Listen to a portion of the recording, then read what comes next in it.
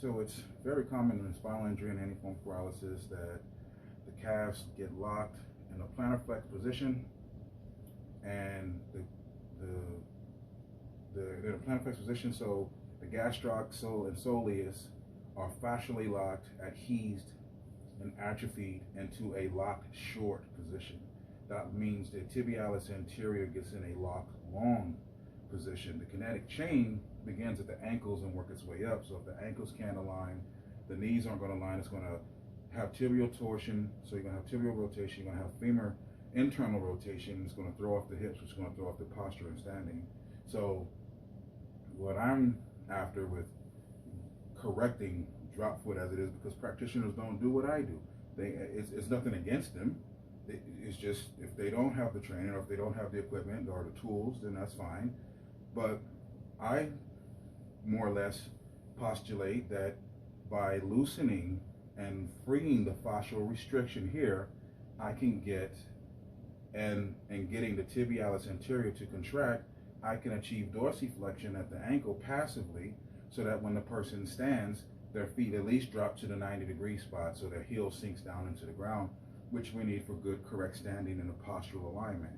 So here I've done that. I've used shockwave, acoustic shockwave on his calves and his gastroc and the soleus and Achilles to free the fascial adhesion.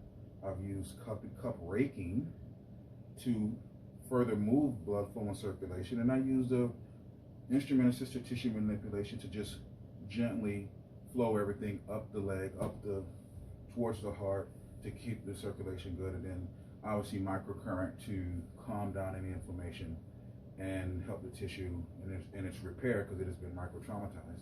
And I've done that for both legs, and now I've had E-stim running on the tibialis anterior, alternating legs, so it's like we're walking, and that's gotten us a nice result. So it's fair to say that if the works this is the first time I've done this on him.